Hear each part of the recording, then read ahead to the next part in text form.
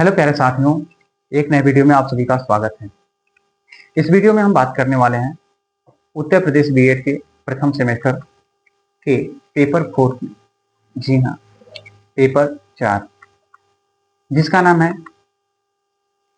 शिक्षा में क्रियात्मक अनुसंधान। अब इसमें हम लोग देख रहे हैं टोटल 6 टॉपिकों में पहले यूनिट को बांटा गया है। क्रियात्मक अनुसंधान को कितने भागों में बांटा गया? 6 भागों में बांटा गया।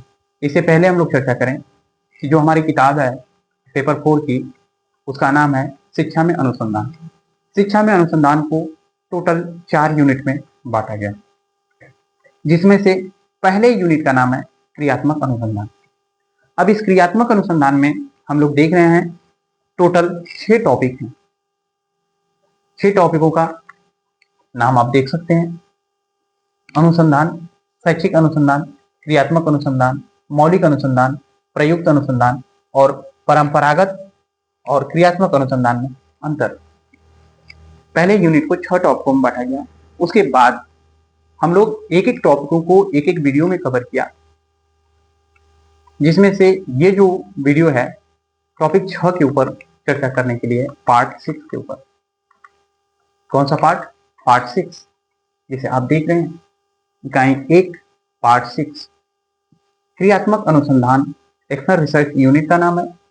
आज हम लोग परंपरागत यानी कि मौलिक एवं प्रयुक्त और क्रियात्मक अनुसंधान में अंतर को देखेंगे। इसमें चर्चा करें हम लोग टोटल कितने टॉपिकों के ऊपर बात करेंगे, तो इसमें हम लोग टोटल 3 टॉपिकों के ऊपर चर्चा करेंगे, जिसमें से पहली टॉपिक होगी परंपरागत एवं क्रियात्मक अनुसंधान के मध्य अंतर। दूसरी टॉपिक होगी मौलिक एवं प्रयुक्त अनुसंधान के मध्य अंतर। तीसरी टॉपिक होगी मौलिक, प्रयुक्त और क्रियात्मक अनुसंधान के मध्य अंतर, यानी कि अंतर के बारे में इस टॉपिक में हम लोग चर्चा करेंगे। तो चलिए बिना देर के हम लोग इन टॉपिकों को देखते हैं। पहली टॉपिक देखते हैं, परंपरागत एवं क्रियात्मक अनुसंधान के मध्य अंतर। परंपरागत एवं क्रियात्मक अनुसंधान के मध्य अंतर। एक तरफ देखें पारंपरिक अनुसंधान, यानी जैसे कि मौलिक या फिर प्रयुक्त अनुसंधान कहेंगे। दूसरा क्रियात्मक अनुसंधान। देखते हैं मुख्य उद्देश्य मौलिक या प्रयुक्त अनुसंधान का क्या होता है। मुख्य उद्देश्य तो ज्ञान की वृद्धि, यानी मौलिक या विशिष्ट समस्या का समाधान। लेकिन वही क्रियात्मक अनुसंधान का मुख्य उद्देश्य क्या होता है? स्थानीय तत्कालिक शैक्षिक समस्या का समाधान और सुधार करना। लेकिन ये ज्ञान की वृद्धि के लिए प्रयोग होता है, लेकिन ये समाधान के लिए, तत्कालिक समस्या के समाधान के लिए क्रियात्मक अनुसंधान को प्रयोग करते हैं। दूसरा देखें अनुसंधानकर्ता, यानी कि जो शोध करता है, विशेषज्ञ शोधकर्ता हो सकता है, छात्र हो सकता है, पेशेवर हो सकता है, विशेषज्ञ शोधकर्ता हो सकता है। लेकिन इसमें देखें शिक्षक, प्रशासक समस्या से जुड़े लोग कर सकते हैं, समस्या से जुड़े लोग कर सकते हैं। तीसरा देखें दायरा क्या होता है। पारंपरिक अनुसंधान का दायरा क्या हो सकता है? तो व्यापक, सामान्यीकरण योग्य या विशिष्ट अनुप्रयोग। लेकिन वही बात करें क्रियात्मक अनुसंधान का दायरा, तो संकीर्ण विशिष्ट संदर्भ, जैसे कि कक्षा हो सकता है, स्कूल हो सकता है, यहीं तक सीमित होता है। लेकिन ये विशिष्ट किसी खास कार्य के लिए व्यापक हो सकता है। आगे चलते हैं। पारंपरिक अनुसंधान में देखते हैं कि इसकी पद्धति क्या होती है। प्रायः नियंत्रित, अनुभवजन्य और व्यवस्थित। लेकिन इसमें बात करें क्रियात्मक अनुसंधान में पद्धति कौन सी होती है, तो चक्रीय, सहभागी, प्रसंग विशिष्ट, अनुभवजन्य। अगला देखते हैं परिणाम। पारंपरिक अनुसंधान का परिणाम क्या निकलता है? सिद्धांत, सामान्यीकरण और समाधान। लेकिन यहां पे देखा जाए क्रियात्मक अनुसंधान में तो तत्कालिक सुधार, नई प्रथाएं और स्थानीय ज्ञान। अगला देखते हैं समय सीमा। पारंपरिक अनुसंधान का समय सीमा लंबी अवधि होती है, लेकिन वही क्रियात्मक अनुसंधान का तत्काल होता है, यानी ज्यादा टाइम इसमें नहीं लगता है। ये है परंपरागत अनुसंधान और क्रियात्मक अनुसंधान के बीच अंतर। दूसरे टॉपिक के ऊपर चलते हैं। दूसरी टॉपिक है मौलिक एवं प्रयुक्त अनुसंधान के मध्य अंतर, यानी कि फंडामेंटल एंड अप्लाइड रिसर्च के बीच अंतर। पहला देख रहे हैं विशेषता, दूसरा मौलिक अनुसंधान, तीसरा प्रयुक्त अनुसंधान। इसमें देखते हैं मुख्य उद्देश्य क्या होता है। मौलिक का ज्ञान की वृद्धि, सिद्धांत निर्माण करना। लेकिन वही बात करें हम लोग प्रयुक्त अनुसंधान में क्या होता है, तो किसी विशिष्ट वास्तविक दुनिया की समस्या का समाधान करना, ज्ञान की वृद्धि करना, सिद्धांत का निर्माण करना, लेकिन यहाँ पे किसी विशिष्ट वास्तविक दुनिया की समस्या का समाधान करना। अब देखते हैं प्रेरणा। इसमें मौलिक में जिज्ञासा, ज्ञान की प्यास, लेकिन वही प्रयुक्त अनुसंधान में व्यवहारिक आवश्यकता, समस्या का समाधान। तीसरा देखा जाए दायरा, इसका व्यापक होता है। मौलिक अनुसंधान का व्यापक दायरा होता है, सामान्यीकरण योग्य होता है, लेकिन वही प्रयुक्त अनुसंधान का देखा जाए संकीर्ण होता है, विशिष्ट अनुप्रयोग होता है। ये अंतर है दोनों में। परिणाम देखते हैं, नए सिद्धांत बनते हैं, मौलिक के नियम बनते हैं और धारणाएं बनती हैं, लेकिन वही प्रयुक्त अनुसंधान में समाधान निकाला जाता है, उत्पाद किया जाता है, प्रक्रिया अपनाई जाती है और तकनीकें मिलती हैं। उसके बाद हम लोग चर्चा करें मौलिक अनुसंधान के अनुप्रयोग।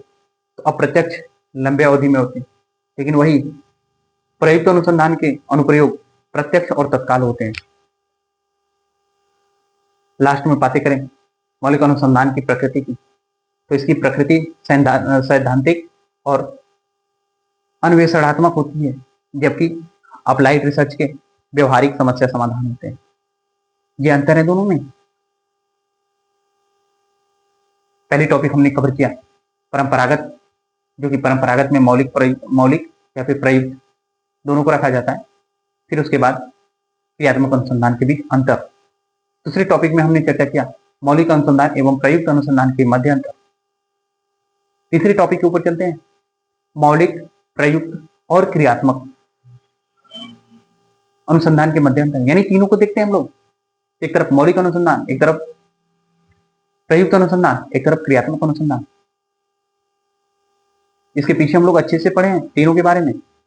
अब देखते हैं तीनों की मुख्य उद्देश्य क्या है, प्रेरणा क्या, दायरा क्या, परिणाम क्या, समय सीमा क्या और अनुसंधान करता क्या है। चलिए देखते हैं। पहला मुख्य उद्देश्य ज्ञान की वृद्धि, सिद्धांत का निर्माण। यहां देखा जाए विशिष्ट समस्या का समाधान, व्यवहारिक अनुप्रयोग। यहां पर देखा जाए स्थानीय तत्काल शैक्षिक समस्या का समाधान। प्रेरणा मौलिक अनुसंधान में जिज्ञासा, ज्ञान की प्यास।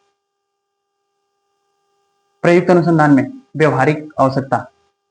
क्रियात्मक अनुसंधान में सुधार की आवश्यकता, समस्या का समाधान।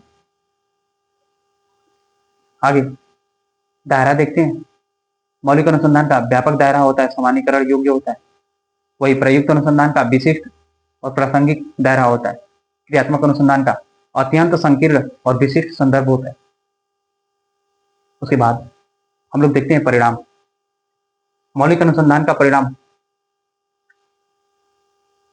सिद्धांत,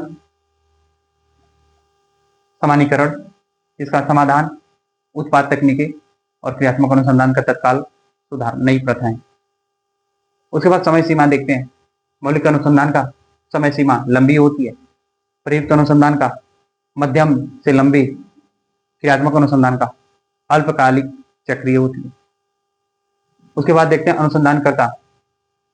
मौलिक अनुसंधान में विशेषज्ञ होता है, वही प्रयुक्त अनुसंधान में विशेषज्ञ पेशेवर हो सकते हैं, लेकिन वही क्रियात्मक अनुसंधान में शिक्षक, प्रशासक, सीधे तौर पर शामिल व्यक्ति। ये सब हम लोग देख रहे हैं तीनों के मध्य अंतर। कौन से तीनों? मौलिक अनुसंधान यानी कि फंडामेंटल रिसर्च, प्रयुक्त अनुसंधान यानी कि अप्लाइड रिसर्च, तीसरा क्रियात्मक अनुसंधान यानी कि एक्शन रिसर्च। इन तीनों के बीच में अंतर हम लोग आज चर्चा किए। आपको बता दें यूनिट 1 में क्या था, कुछ नहीं, यही जो है क्रियात्मक अनुसंधान, मौलिक अनुसंधान और प्रयुक्त अनुसंधान, इन तीनों को यदि पढ़ लेते हैं अच्छे से तो ये अपने आप कवर हो जाएगा। और अनुसंधान ये तो नॉर्मल है,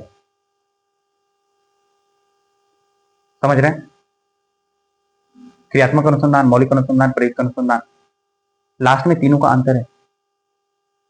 इस तरीके से आपका पहला यूनिट जिसका नाम है क्रियात्मक अनुसंधान खत्म होता है।